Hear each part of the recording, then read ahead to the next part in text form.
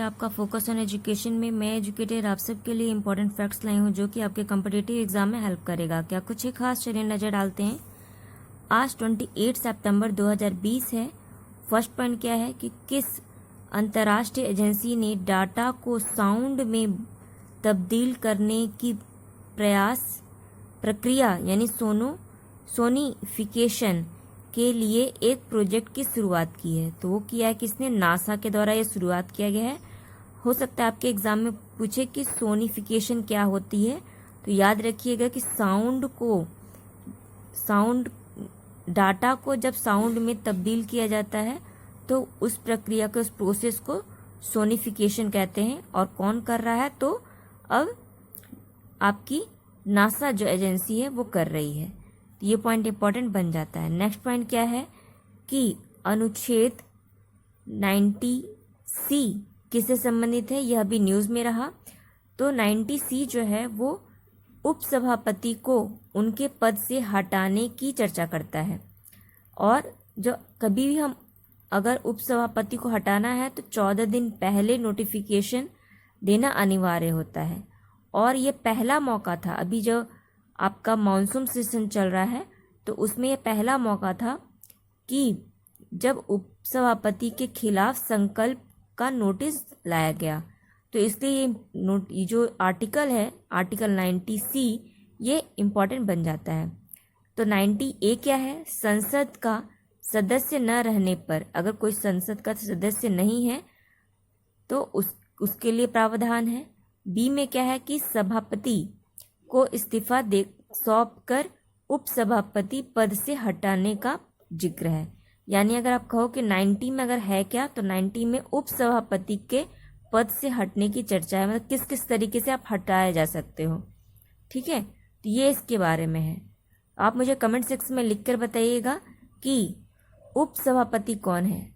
अगर सभापति पूछा जाएगा तो वो कौन है? वह है वेंकैया नायडू जी, ठीक है, जो कि पदेन अध्यक्ष होते हैं।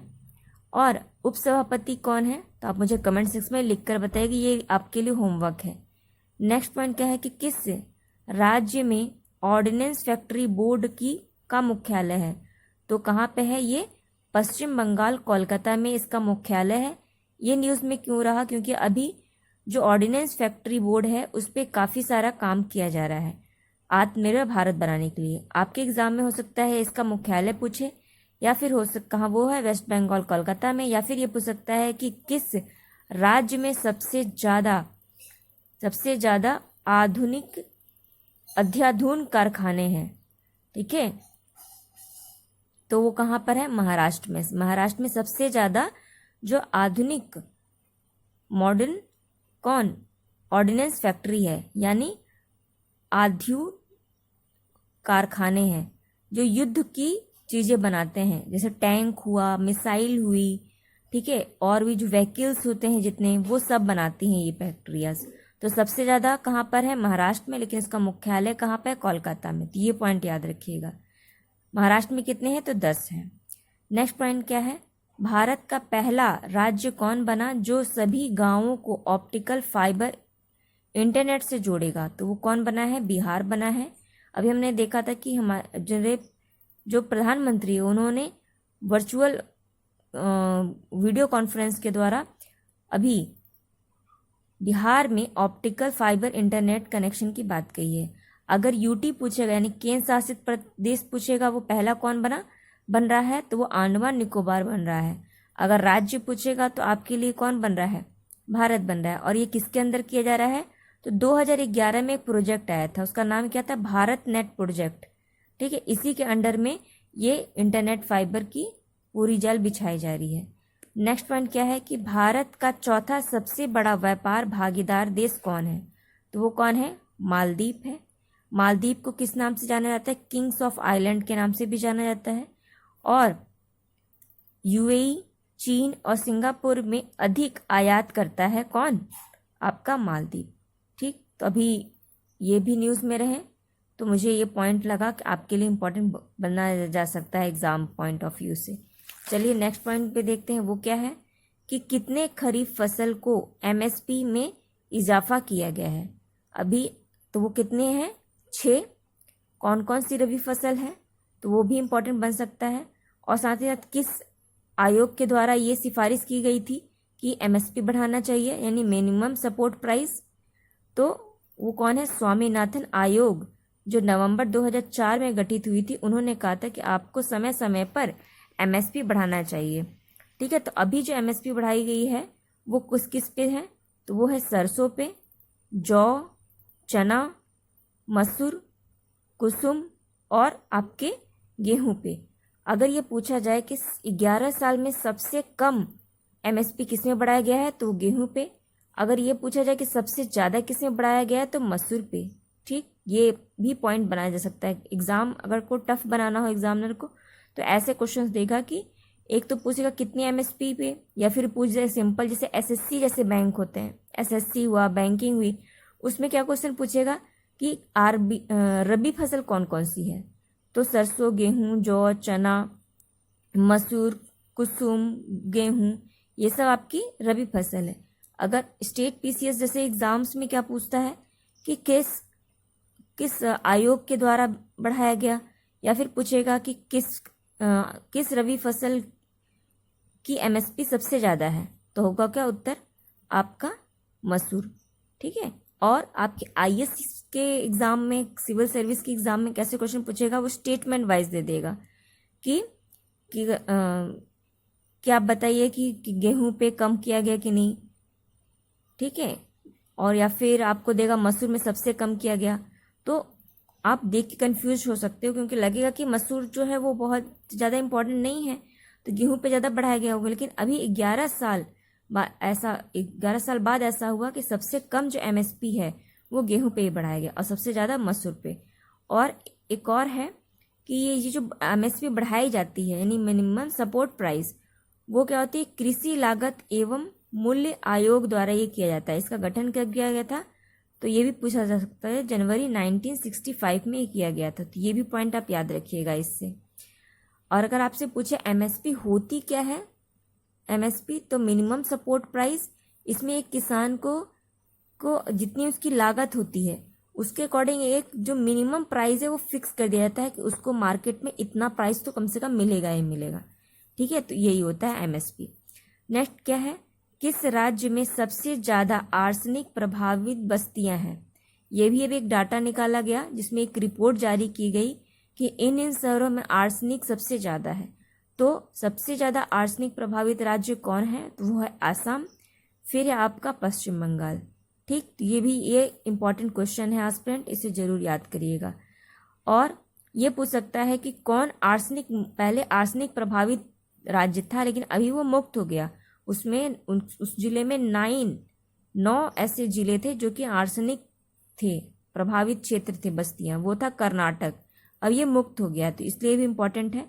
दूसरा क्वेश्चन क्या इससे बन सकता है इस डाटा से, कि फ्लोराइड प्रभावित बस्तियां, उसमें सबसे ज़्यादा कौन है, तो वो है राजस्थान, जहाँ पे सबसे ज़्यादा प्रभावित बस्तियां हैं। उसके बाद है बिहार। तो ये जो टॉप है वो याद रखिएगा, और कौन मुक्त हो गया है तो ये भी याद रखिएगा। आर्सेनिक हमारे लिए खराब होता है, हमारी बॉडी के लिए। नेक्स्ट पॉइंट क्या है, किस राज्य में प्रोटोटाइप फास्ट ब्रीडिंग रिएक्टर को कमीशन किया गया, 2022 तक किया जाएगा। ठीक है, ये इंपॉर्टेंट बन सकता है। वो कहाँ, तमिलनाडु के चेन्नई के कलपक्कम परमाणु ऊर्जा में किया गया। कलपक्कम परमाणु ऊर्जा 2012 से और एक्टिव है। तो अभी यहाँ पे एक और प्रोटोटाइप फास्ट ब्रीडिंग रिएक्टर की शुरुआत की गई, कमीशन किया जा रहा है। इस तरीके से 3 होते हैं। ठीक है, 3 स्टेज होते हैं। और कौन कौन होते हैं, एक होता है प्रेशराइज्ड हैवी वाटर रिएक्टर, एक होता है फास्ट ब्रीडिंग रिएक्टर, और एक होता है थोराइड ब्रीडिंग रिएक्टर। अभी जो इंडिया है वो थोराइड ब्रीडिंग रिएक्टर पे काम कर रहा है। ठीक, यानी इस तीसरे स्टेज पर इंडिया आ गया है। तो अभी किस पे किया गया, तो कलपक्कम पे किया गया है। नेक्स्ट पॉइंट क्या है कि किस राज्यों भारतीय कृषि अनुसंधान संस्था की स्थापना की जा रही है, तो कहाँ पे किया जा रहा है, ये किया जा रहा है आपका बिहार में, यानी 3 राज्यों में, बिहार में, झारखंड में और असम में। तो ये भी पॉइंट याद रखिएगा। ठीक, नेक्स्ट पॉइंट क्या है कि अभी खगोलविद ने पृथ्वी की तरह ही एक ग्रह को खोजा है, तो उसका नाम क्या है? पाई प्लैनेट। ये पहले भी खोजा गया था, लेकिन अब इस पता चला है शोध के द्वारा कि इस पे जीवन जो है संभव नहीं है, क्योंकि ये पृथ्वी से बहुत तेजी से घूमता है और बहुत गर्म है। ठीक है, नेक्स्ट में पॉइंट क्या है हमारे एग्जाम के लिए, उस पर जरा देखें। विश्व हाँ स्टूडेंट, इस जो पॉइंट है ये मैंने पहले भी डिस्कस किया है, बट सॉरी फॉर डाटा, कुछ मिसअंडरस्टैंडिंग हो गई थी मुझसे, तो वो मैंने डाटा गलत दे दिया था। तो यहाँ पे ये करेक्ट डाटा है। क्या है? विश्व यानी वर्ल्ड रिस्क इंडेक्स यानी विश्व जोखिम सूचकांक 2020 में भारत का क्या स्थान है? तो भारत का क्या स्थान है? वो है 80 पर है आउट ऑफ 108। तो सबसे पहले पे है कौन? वेनेजुला है, उसके पर टोंगा, और सबसे खराब पोजीशन पे कौन है? तो वो कतर है। और इस पर फोकस किस पे किया गया? तो वो फोर्स डिस्प्लेसमेंट एंड माइग्रेशन के ऊपर किया गया।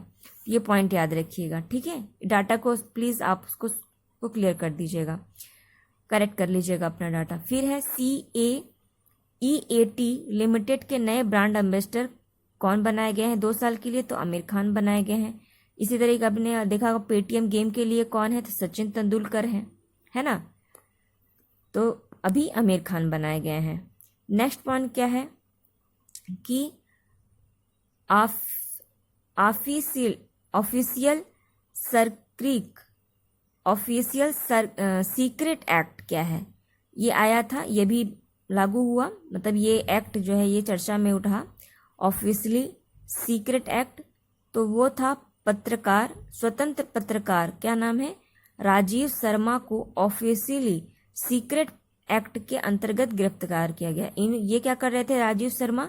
ये एक नेपाली के साथ, महिला और एक और व्यक्ति के साथ, मतलब 2 व्यक्तियों के साथ, ये क्या करते थे कि इंडिया की जो सूचना थी वो चाइना को ट्रांसफर कर रहे थे। तो इनके ऊपर ये एक्ट लगाया गया, ऑफिशियली सीक्रेट एक्ट, जो कि 1923 से चला आ रहा है।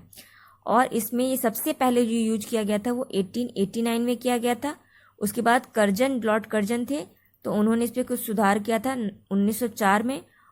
तब उसके बाद तीसरा संशोधन किया गया, तो 1923 में। ये जासूसी से रिलेटेड है, तो ये पॉइंट याद रखिएगा, हो सकता है आपसे एग्जाम में पूछ ले। नेक्स्ट पॉइंट क्या है? क्या होता है लैंग्वेज प्राइमर? ठीक है, तो ये क्या होती है? एक प्रकार की पुस्तिका है जिसमें भाषाओं के बारे में मौलिक जानकारी लिखी हुई है। तो नॉर्मली पूछेगा कि लैंग्वेज प्राइमर क्या है, तो हो सकता है कई ऑप्शन दे, तो बट याद रखिए कि दिस इज अ बुक जिसमें कि लैंग्वेज के बारे में आपको मालूम चलता है। ये भी न्यूज़ में रहा ये सारी चीज़ें, तो मुझे लगा एक क्वेश्चन बना के आप तक इन्फॉर्मेशन ये देनी चाहिए।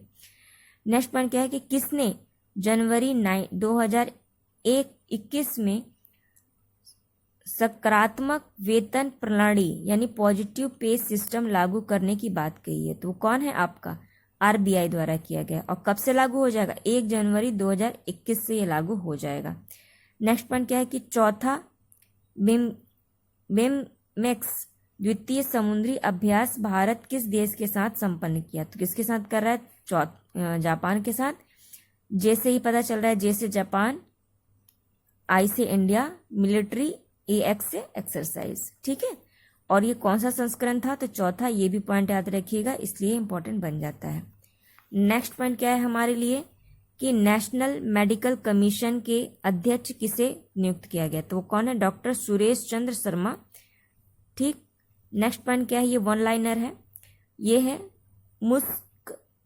मॉस्क या मोक्स पढ़िए चाहे मोक्ष पढ़िए, एक स्वदेशी माइक्रो प्रोसेसर किस IIT द्वारा विकसित किया गया? तो IIT मद्रास। हो सकता है मोक्ष क्या है यही पूछे, तो ये स्वदेशी इंडिजिनस माइक्रो प्रोसेसर है, ठीक। विकसित किसके साथ किया गया? मद्रास, IIT मद्रास ने किया। नेक्स्ट पॉइंट क्या है? किस राज्य में केबल स्टेज ब्रिज का उद्घाटन किया गया? तो कौन है आपका? तेलंगाना, हैदराबाद में।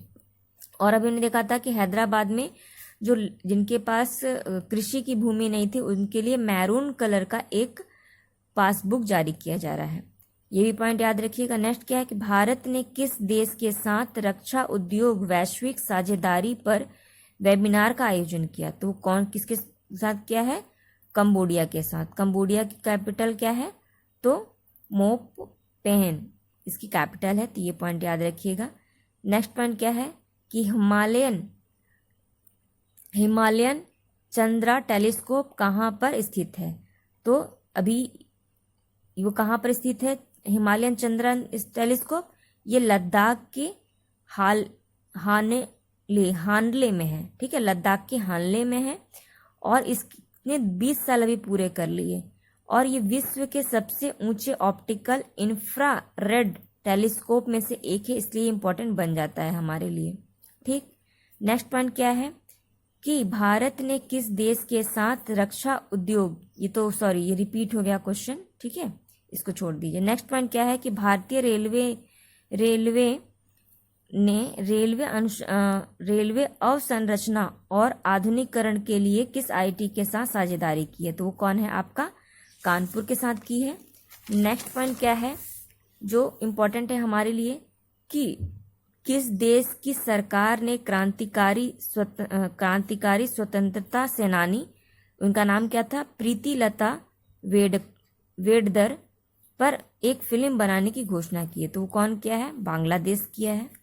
नेक्स्ट पॉइंट क्या है कि किस राज्य को ADB यानी एशियन डेवलपमेंट बैंक ने $300 मिलियन माध्यमिक शहरों में जल पूर्ति एवं स्वच्छता के लिए ऋण दिया? तो कौन है? राजस्थान को दिया गया है।